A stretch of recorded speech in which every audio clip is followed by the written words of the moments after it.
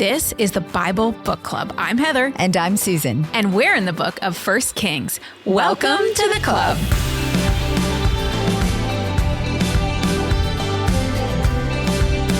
Well, in chapter 2 of 1 Kings, David gave Solomon some final instructions on how to be a good king and a few unpleasant deathbed regrets disguised as tasks for Solomon. King David then died, and the golden age of Solomon began. His first action was to secure the throne with the death of Adonijah, the retirement of Abiathar, the death of Joab, and the house arrest and subsequent death of Shimei. The focus for the next 9 chapters will be Solomon's reign, but in reflecting on this, I thought it was kind of cool, the contrast between them. David reigned through war. Solomon reigned in peace. David was called to battle for the land. Solomon was called to build on the land. David had a heart for the Lord, and Solomon had wisdom from the Lord. Both are examples to us of how God transforms our desires into a story for his glory. The focus of this episode is Solomon's wisdom. How and where does one attain wisdom? First, you have to ask for it. Scene 1, Solomon asks for wisdom. Chapter 3. Solomon made an alliance with Pharaoh, king of Egypt, and married his daughter. He brought her to the city of David until he finished building his palace and the temple of the Lord and the wall around Jerusalem. Okay, I read that and I was like, wait, what? Solomon married an Egyptian? Was this the beginning of a spiritual downfall already?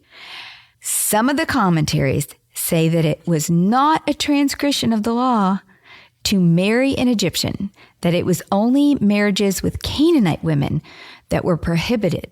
And certainly, Deuteronomy 7 lists the Canaanites specifically when prohibiting intermarriage. But the spirit of the law was to prevent the Israelites from being introduced to the idol worship of foreign gods, and an Egyptian was foreign. So many commentaries assume that this foreign wife must have converted and confessed her faith in the God of Israel, because the marriage took place in the first year of Solomon's reign, and he adhered so faithfully to the Lord during the first years of his reign that it seems unlikely that he would have married an idol worshiper. Additionally, there's no trace of Egyptian idolatry in Israel during the time of Solomon. And lastly, the daughter of Pharaoh is expressly set apart in 1 Kings 11, we'll read when we get there, while the other wives were condemned. Listen to this. 1 Kings 11, starting in verse 1. King Solomon, however, loved many foreign women besides Pharaoh's daughter, Moabites, Ammonites, Edomites, Sidonians, and Hittites. They were from nations about which the Lord had told the Israelites, "You must not intermarry with them, because they will surely turn your hearts after their gods." Nevertheless, Solomon held fast to them in love. So it says besides Pharaoh's daughter. It's interpreted different ways. My thought on the Egyptian princess is that we can assume she had heard of the stories of God's deliverance of the Israelites through the Red Sea as they fled from Pharaoh. And as a result, she believed the Lord of Israel was the one true God, just like Rahab did in Joshua and Ruth in the book of Ruth. However, the marriage sets a bad precedent because probably other nations wanted the same alliance and paraded all types of beautiful women in front of Solomon. And like David before him, Solomon is going to give in to that temptation.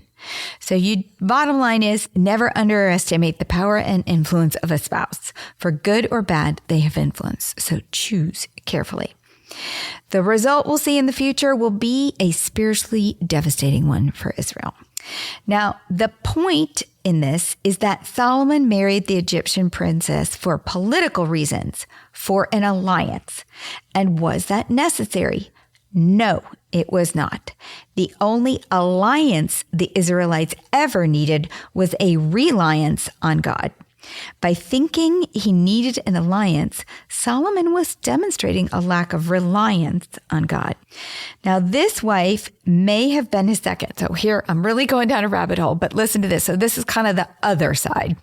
This wife may have been his second wife, unless this Egyptian wife never had a son. Because in Kings 14, we learn that Solomon passes the throne to his oldest son, Rehoboam, whose mother was an Ammonite, also a foreigner, which means if he married the Ammonite before the Egyptian, had they both renounced idolatry? Or had Solomon already begun collecting wives, and not just any wives, foreign wives, wives who did not believe in God, which was prohibited in the laws of Moses. Specifically in Deuteronomy 17, it said this: "The king must not take many wives, or his heart will be led astray." We just don't know. Were they believers, these women, or were they not? If they weren't, Solomon's wisdom, either at this point in the story or in the future, may not have been applied to a comprehensive knowledge of God's word about wives. And if that didn't make you wonder if the writer is trying to tip us off about Solomon, that may be coming up, this next part will, because he says this. Verse 2, "The people, however, were still sacrificing at high places because the temple had not yet been built for the name of the Lord.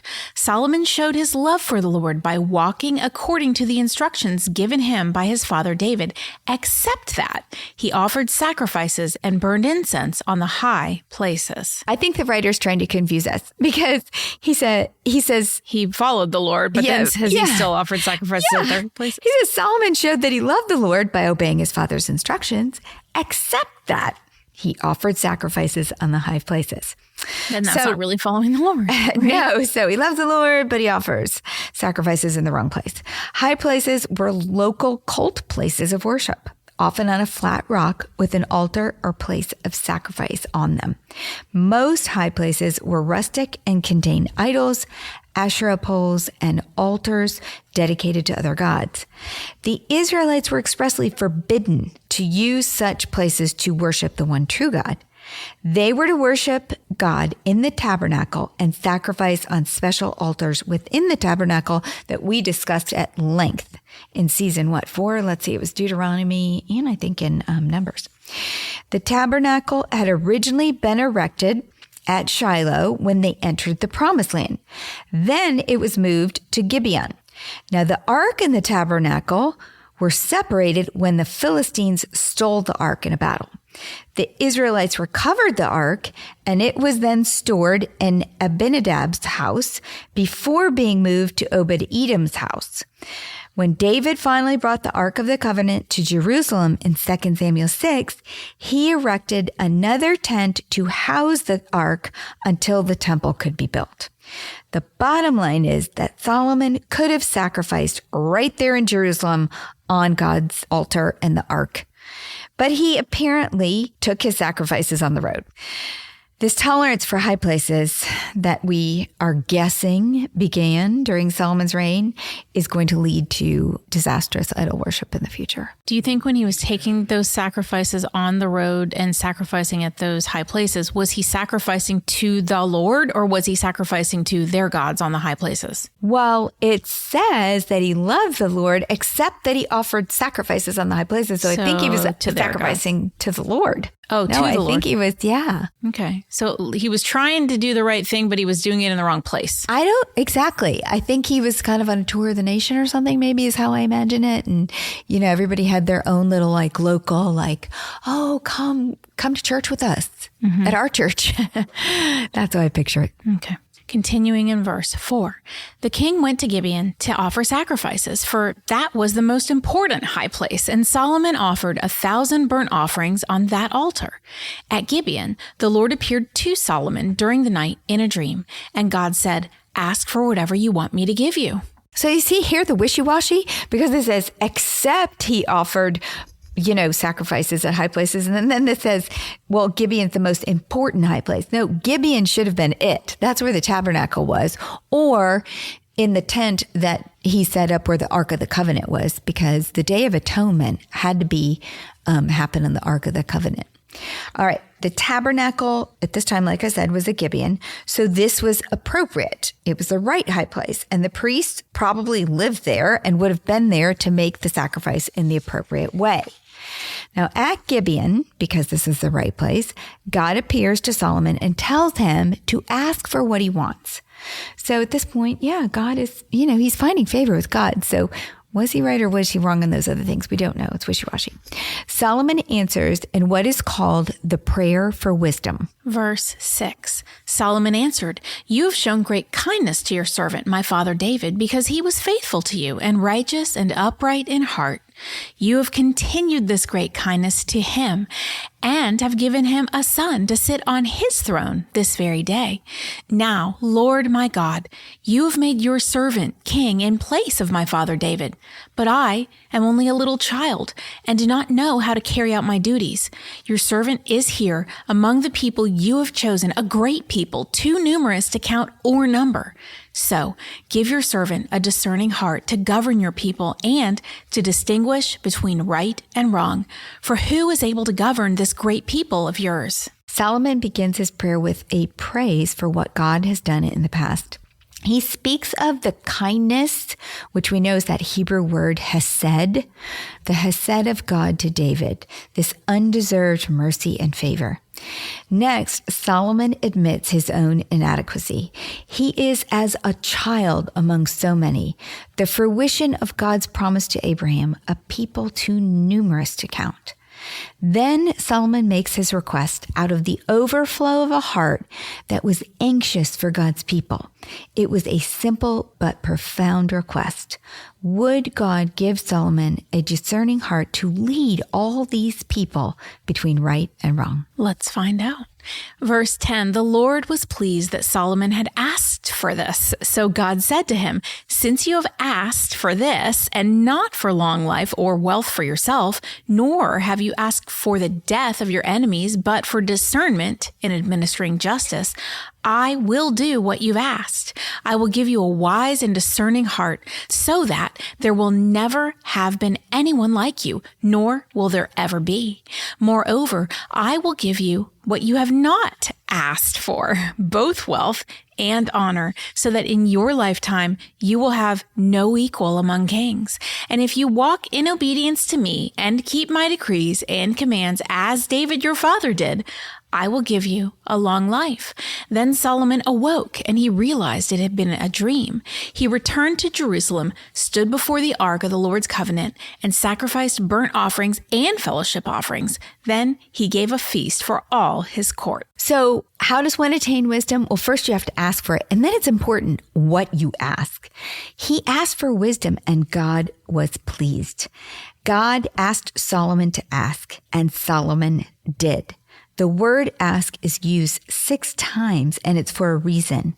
Like Solomon, God wants us to ask out of the overflow of our heart for the desires that we have to please the Lord. The Apostle John encourages us to ask also in 1 John 5:14. This is the confidence we have in approaching God, that if we ask anything according to his will, he hears us. And if we know that he hears us, whatever we ask, we know that we have what we have asked of him. Solomon did not ask for wealth or health, anything for himself. And if we ask for anything that is in God's will, God hears and we will have it. And I think that's the trick. What is in God's will for us to ask? Solomon asked for something that pleased God. It was according to his will. And so Solomon received it. What if we ask for the right things like wisdom? The Apostle James encourages us to ask for wisdom specifically. James Chapter 1, verse 5. If any of you lacks wisdom, you should ask God, who gives generously to all without finding fault, and it will be given to you. But when you ask, you must believe and not doubt, because the one who doubts is like a wave of the sea, blown and tossed by the wind. Solomon asked for wisdom, and Solomon believed God would grant it. And Solomon became the wisest man who ever lived. And the whole world learned of it, as we will see in his very first test of wisdom. Scene 2. Solomon's wisdom is tested by the baby swap. If we compared a news channel of the ancient Israelites to our news today, I don't think we would find much difference. There are just more of us today and therefore more stories to report. But the content then and now is similarly shocking. There seems to be very little news today that the Israelites did not experience a form of way back then. including baby swapping. Verse 16. Now, 2 prostitutes came to the king and stood before him. One of them said, "Pardon me, my lord, this woman and I live in the same house, and I had a baby while she was there with me. The 3rd day after my child was born, this woman also had a baby. We were alone. There was no one in the house but the 2 of us. During the night, this woman's son died because she lay on him. So she got up in the middle of the night and took my son from my side while I, your servant, was asleep. She put him by her breast and put her dead son by my breast. The next morning, I got up to nurse my son, but he was dead. But when I looked at him closely in the morning light, I saw that it wasn't the son I had born." The other woman said, "No, the living one is my son. The dead one is yours." But the first one insisted, "No, the dead one is yours. The living one is mine." And so they argued before the king. The king said, "This one says my son is alive and your son is dead, while that one says, no, your son is dead and mine is alive." Then the king said, "Bring me a sword." So they brought a sword for the king. He then gave an order, "Cut the living child in 2 and give half to one and half to the other." The woman whose son was alive was deeply moved out of love for her son and said to the king, "Please, my lord, give her the living baby. Don't kill him." But the other said, "Neither I nor you shall have him. Cut him in 2. Then the king gave his ruling, "Give the living baby to the first woman. Do not kill him. She is his mother." When all Israel heard the verdict the king had given, they held the king in awe because they saw that he had wisdom from God to administer justice. Solomon used his wisdom for justice for the people. This was a brilliant move, and it proved to all of Israel that Solomon was indeed very wise in all things, including the motivation of the hearts of the people. Why was he so wise? Because Solomon had asked, "Give your servant a discerning heart to govern your people and to distinguish between right and wrong." This prayer has to be one of the top 10 things every parent needs to pray. God, give me a discerning heart to train up your child and to distinguish between right and wrong. Or how about a prayer for every manager at work? God, give me a discerning heart to manage your employees and to distinguish between right and wrong. We would all be great leaders if we prayed like Solomon. The baby swap ruling was all Solomon needed for the word to get out that he had a God-given gift of wisdom. Wisdom is like a magnet. It attracts people like moth to the light because wisdom in a leader is a blessing for a country. Wisdom builds trust, security, and peace of mind. People can relax because a wise leader provides justice for the people and prosperity for the nation. Solomon went to work on leading the nation next. In scene 3, Solomon's wisdom applied to the nation. Chapter 4. So King Solomon ruled over all Israel, and these were his chief officials: Azariah, son of Zadok the priest, Eliphareth and Ajiah, sons of Shisha, sons of Shisha, secretaries, Jehoshaphat, son of Ahilud, recorder, Benaiah, son of Jehoiada, commander-in-chief, Zadok and Abiathar, priests, Azariah, son of Nathan, in charge of the district governors, Zabud, son of Nathan, a priest and advisor to the king, Ahishar, palace administrator, Adonram, son of Abda, in charge of forced labor. Solomon had 12 district governors over all Israel who supplied provisions for the king and the royal household. Each one had to provide supplies for 1 month in the year. These are their names: Ben-Hur in the hill country of Ephraim, Ben-Deker in Makaz, Shalbim, Beth-Shemesh, and El-Bethnan, Ben-Hased in Arboth, Sukkah, and all the land Hefer were his. Ben-Abinadab in Napoth Dor, he was married to Tappa, daughter of Solomon. Bana, son of Alud, in Tanakh and Megiddo, and in all of Bethshan, next to Zerethan, below Jezreel, from Bethshan to Abel Meholah across the Jokmeam. Ben-Geber in Ramoth Gilead. The settlements of Jair, son of Manasseh, in Gilead were his, as well as the region of Argob in Bashan and its 60 large walled cities with bronze gate bars. Ahinadab, son of Edo, in Mahanaim. Ahimaaz in Naphtali. He had married Basmeth, daughter of Solomon. Baanah, son of Hushai, in Asher and in Aluth. Jehoshaphat, son of Porah, in Issachar. Shimi, son of Elah, in Benjamin. Geber, son of Uri, in Gilead, the country of Shihon, king of the Amorites, and the country of Og, king of Bashan. He was the only governor in the district. Solomon used his wisdom politically. He created the structure for the government of the nation. The author includes Solomon's structure for the government in 2 different lists. A list of those holding cabinet positions in the State Department, such as priest, secretaries, and a commander, and a list of 12 district officers who had the responsibility to provide for the court for 1 month of every year.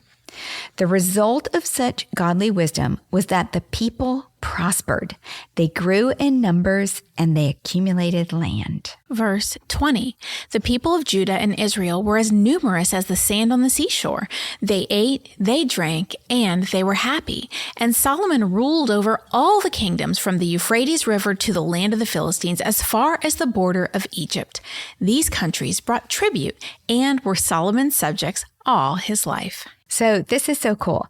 The author is reporting the state of the union brought about by Solomon's wisdom, but he's also painting a picture of a larger overarching story, the story of how God kept his covenant promises to Israel. Note the language here in 1 Kings 4 mirrors the language of the promises to Abraham way back in Genesis. First, the promise of Abraham in Genesis 22, that his descendants would be as numerous as the sand on the seashore. Listen. Genesis 22, starting in verse 17.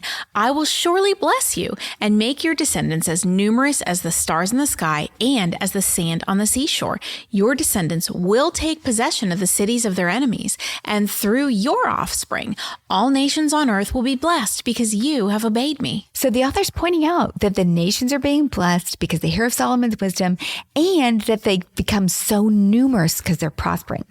Now listen to this. He also claims the promise to Abraham in Genesis 15 that he would give his descendant the land of Canaan. Genesis 15, verse 18. On that day, the Lord made a covenant with Abram and said, to your descendants I give this land from the Wadi of Egypt to the great river, the Euphrates. So, of course, as the nation grew in population and land under the wisdom of Solomon, as God had promised, so did the grandeur of Solomon's court. And now back to our story in 1 Kings chapter 4, continuing in verse 22. Solomon's daily provisions were 30 cores of the finest flour and 60 cores of meal, 10 head of stall-fed cattle, 20 of pasture-fed cattle, and 100 sheep and goats, as well as deer, gazelles, roebucks, and choice fowl. For he ruled over all the kingdoms west of the Euphrates River from Tispa to Gaza, and had peace on all sides. During Solomon's lifetime, Judah and Israel, from Dan to Beersheba, lived in safety, everyone under their own vine and under their own fig tree. So I had to laugh about the mention of stall-fed cattle and pasture-fed. It's like they had grass-fed beef back then. Like, did they label it? Is the stall-fed? No. And but it's like us today, grass-fed beef. You pay more for it. It cracks me up. Anyway, okay, fun fact here. Another wise leader, perhaps the wisest leader the United States ever had, borrowed this phrase that Heather just read at the end that described a contented people living in safety under their own vine and fig tree. George Washington used this phrase multiple times, one of which in a letter he wrote to a Hebrew congregation in Newport, Rhode Island. Listen to what he said. May the children of the stock of Abraham who dwell in this land continue to merit and enjoy the goodwill of the other inhabitants. while everyone shall sit in safety under his own vine and fig tree, and there shall be none to make him afraid. Perhaps that is why Washington was such a great leader.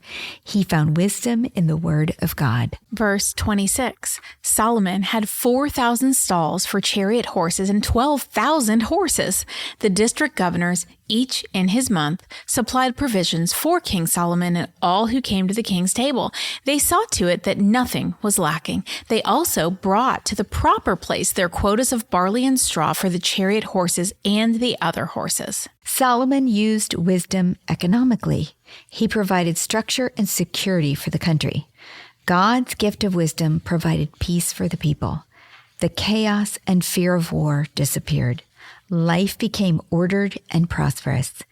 The order brought security to the tribes as each district had the equal opportunity to sit with the king for 1 month, the month that they provided food for the court and their horses. The point is that the people relaxed and found joy in knowing their wise leader had the God-given gift of wisdom to figure it all out for them. It was a blessing to the nation and a light unto the world. Scene 4, Solomon's wisdom applied to the world.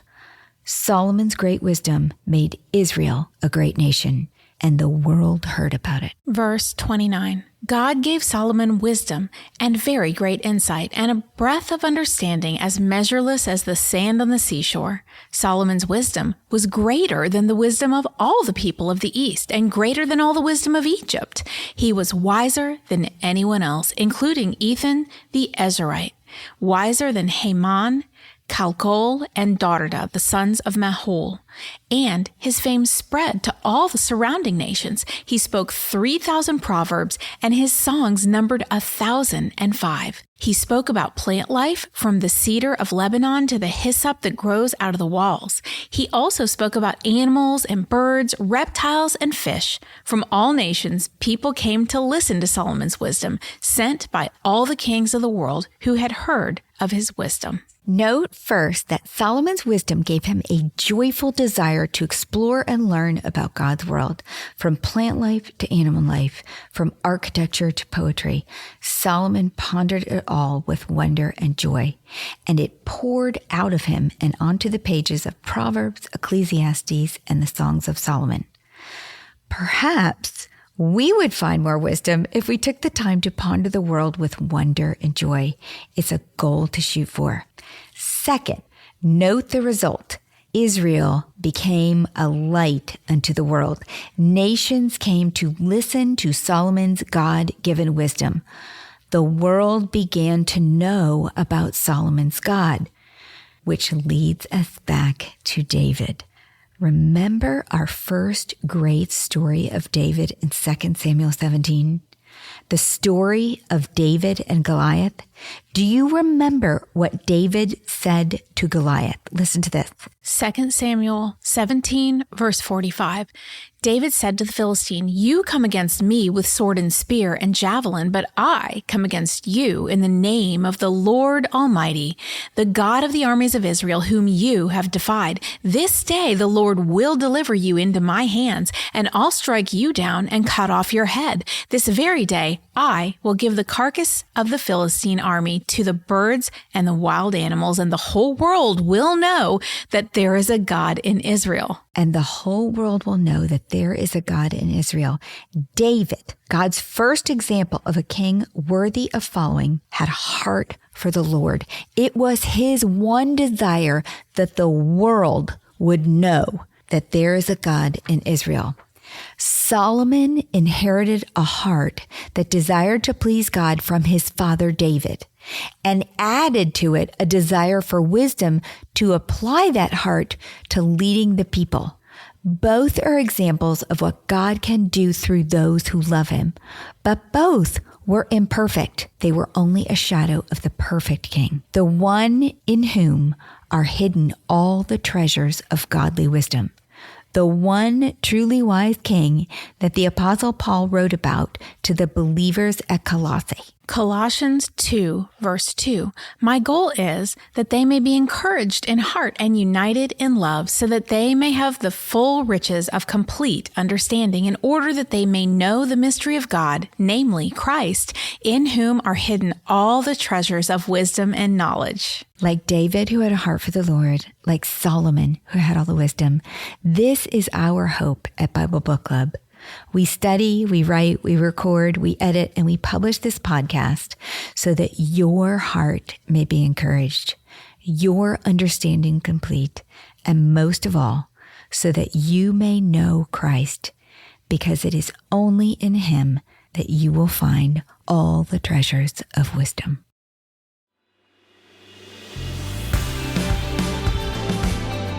What's a club without friends? If you're enjoying the Bible Book Club, why don't you share it? And then you can say, Welcome to the club. New episodes drop every Monday, and get all episodes now on Amazon Music. As always, head over to susanme.com/Bible Book Club for show notes from today's episode.